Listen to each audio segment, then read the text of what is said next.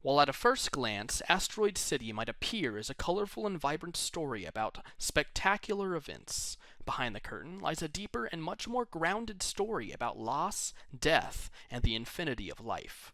Wes Anderson employs a collective army of visual and narrative techniques to ask both the audience and somehow the actors. Isn't there supposed to be some kind of an answer out there in the cosmic wilderness? Woodrow's line about the meaning of life. I still don't understand the play.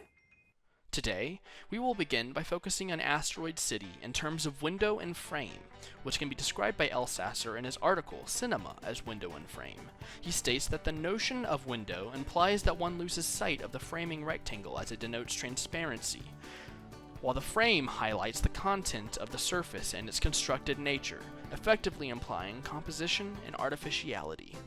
We will then close by tying in John Baudrillard's writings on the simulacrum and how Asteroid City creates a simulation more real than reality.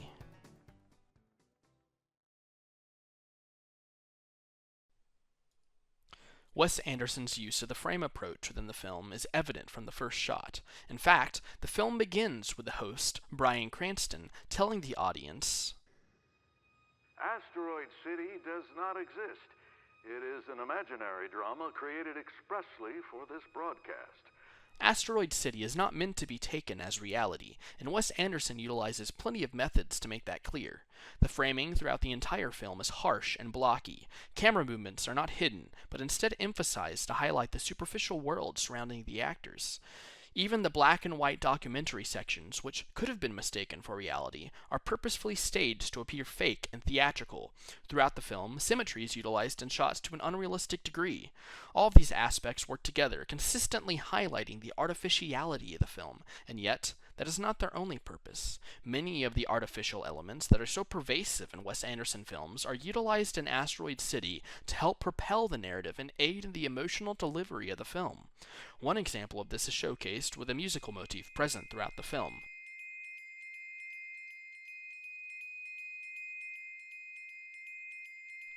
While it may be easy to write off this beat as simply sound design, there's much more to it.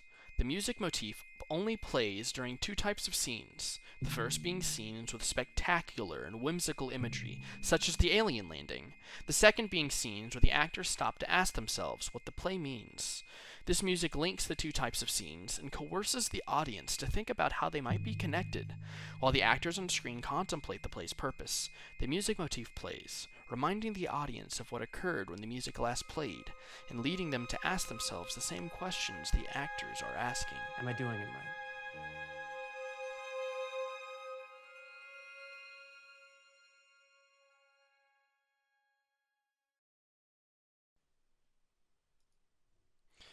While the presence of the frame approach within any Wes Anderson film is clear, if one takes a deep look at Asteroid City, the window approach can be seen as well. This is not necessarily done through the staging, colors, or cinematography, but instead through the actors. Asteroid City spends a lot of time circling the absurd and unrealistic, but at certain moments, Wes Anderson drops the absurdity to show the actors with real emotion. This is consistently done while shifting from the colorful Asteroid City into the drab documentary. Actors consistently drop character to ask themselves why their characters do what they do. As this film revolves around actors performing a play, in a very meta sense, the breaking of the fourth wall within Asteroid City has the opposite effect that one might first expect. Instead of drawing spectators out of the world created by Wes Anderson, it instead draws viewers in by blurring the lines between what is real and what isn't. This is done especially well during one of the many conversations between Midge Campbell and Augie Steenback, where Midge stops to analyze her relationship with Augie. It almost seems as if it's not the characters speaking, but the actors themselves. This is summed up very well during one of the documentary segments by the play's director, Schubert Green, who tells the actor playing Augie, "In fact, in my opinion, you didn't just become Augie, he became you." Asteroid City blurs the lines between what is real and what is not, and in doing so it seems fitting to draw upon the theories and writings of John Baudrillard. Throughout his book, Procession, Baudrillard covers the idea of the simulacrum, which is a copy so real that it blurs the line between reality and fantasy. If we take that idea and apply it to Asteroid City, an interesting interpretation can be found, one where we are forced to question if the fake reality portrayed through Asteroid City has become more real than the documentary covering its creation. While the audience is told that both stories are fictional fabrications, over the course of the film, it almost seems as if the movie is trying to convince us otherwise. The documentary is clearly staged as a fabrication with a small framing and theatrical set design, but the depictions of Asteroid City are vivid and detailed, being shot on widescreen to cover more of the audience's periphery. By the end of the film, one cannot be blamed for beginning to picture the play, Asteroid City, as a more realistic depiction than the documentary that is supposed to cover its creation. One could spend countless hours analyzing Asteroid City to discern the answer to its key question. What was that all about?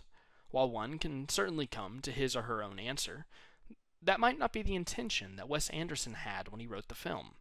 Asteroid City shows its viewers a series of spectacular events displayed to be written by a now-dead playwright.